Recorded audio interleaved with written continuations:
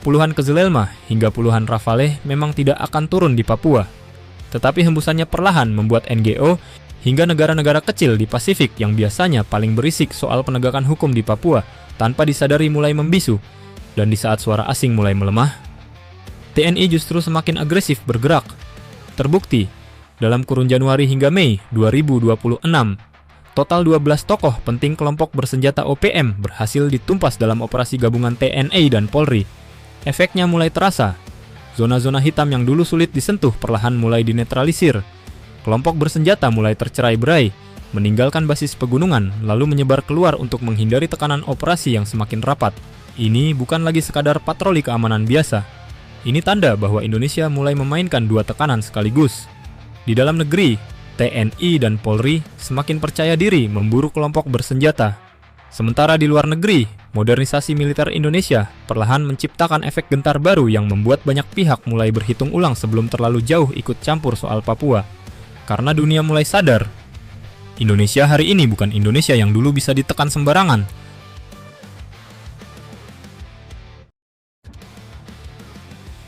Papua sedang berubah. Selama bertahun-tahun, Papua dikenal sebagai medan yang sangat sulit. Gunung tinggi, hutan rapat, cuaca ekstrim, hingga jalur logistik terbatas membuat kelompok bersenjata cukup nyaman bergerilya di pedalaman. Mereka memanfaatkan medan untuk menyerang cepat lalu menghilang. Namun tahun 2026 terlihat berbeda. Pola operasi TNI dan Polri kini jauh lebih agresif, lebih berbasis intelijen, dan lebih cepat dalam melakukan pengejaran. Bukan hanya menjaga pos, tetapi mulai aktif memburu jaringan logistik, memutus jalur pergerakan, hingga menekan basis-basis persembunyian. Dan hasilnya mulai terlihat nyata. Saat 12 tokoh penting OPM berhasil ditumpas hanya dalam beberapa bulan, itu berarti struktur komando mereka mulai terganggu. Karena dalam perang gerilya, kehilangan tokoh lapangan jauh lebih berbahaya dibanding kehilangan anggota biasa. Koordinasi mulai kacau, logistik mulai terganggu, dan rasa aman mereka perlahan hilang.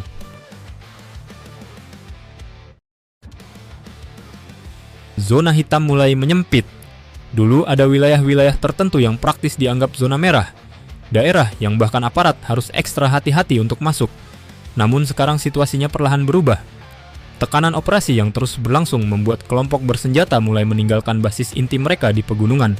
Mereka mulai berpindah-pindah, mulai menyebar, bahkan mulai masuk ke wilayah sekitar kota kecil untuk menghindari pengejaran.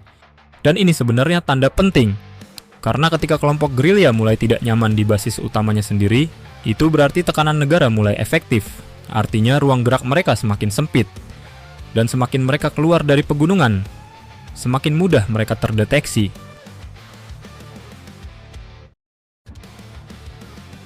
Kezelelma dan Rafale bukan untuk operasi Papua. Tentu kita sering berpendapat, kerahkan saja drone tempur hingga jet tempur ke Papua.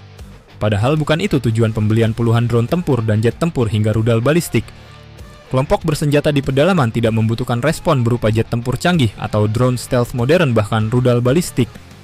Tetapi keberadaan alutsista itu menciptakan sesuatu yang jauh lebih besar, efek gentar geopolitik.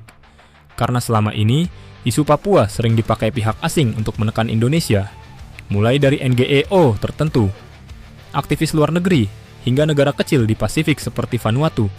Namun sekarang situasinya mulai berbeda. Saat Indonesia membangun kekuatan udara modern, memperkuat armada laut, dan mulai berbicara tentang teknologi perang masa depan, maka dunia mulai melihat Indonesia dengan cara berbeda. Bukan lagi negara yang hanya sibuk bertahan, tetapi negara yang mulai memiliki daya tekan strategis.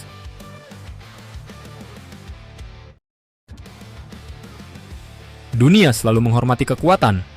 Ini realita geopolitik yang keras. Dunia internasional paling menghormati kekuatan, karena ketika sebuah negara memiliki militer kuat, ekonomi besar, dan posisi strategis penting, maka tekanan terhadap negara itu otomatis menjadi lebih hati-hati, dan Indonesia perlahan menuju ke arah sana. Bayangkan beberapa tahun ke depan, puluhan Rafale aktif menjaga langit Indonesia. Drone Akenci dan Kezelelma mulai masuk kekuatan udara TNI. TB3 mampu beroperasi dari kapal perang.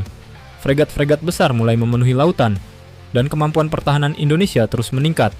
Maka yang berubah bukan hanya kemampuan tempur, tetapi juga posisi tawar Indonesia di mata dunia. Dan mungkin itu sebabnya suara-suara asing yang dulu paling keras soal Papua perlahan mulai tidak seagresif sebelumnya. Karena mereka sadar, Indonesia sekarang jauh lebih siap dibanding dulu.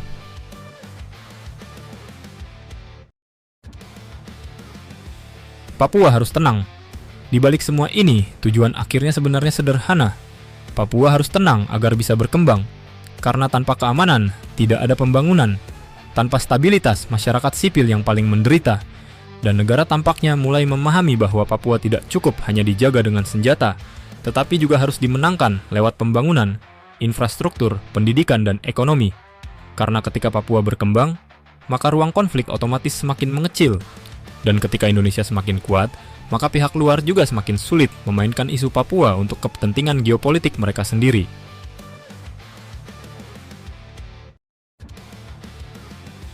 Papua mungkin belum sepenuhnya damai. Ancaman masih ada. Kelompok bersenjata masih tersisa. Namun arah permainannya mulai berubah. Di dalam negeri, TNI dan Polri semakin agresif menekan kelompok bersenjata hingga zona-zona hitam perlahan mulai dipreteli. Sementara di luar negeri, modernisasi militer Indonesia mulai menciptakan efek gentar baru yang diam-diam mengubah cara dunia memandang Indonesia. Puluhan Kezelelmah dan puluhan Rafale mungkin tidak akan pernah diterbangkan di Papua, tetapi bayangan kekuatan mereka sudah cukup membuat banyak pihak mulai berpikir ulang sebelum terlalu jauh ikut campur, karena dunia mulai sadar, Indonesia hari ini bukan Indonesia yang dulu.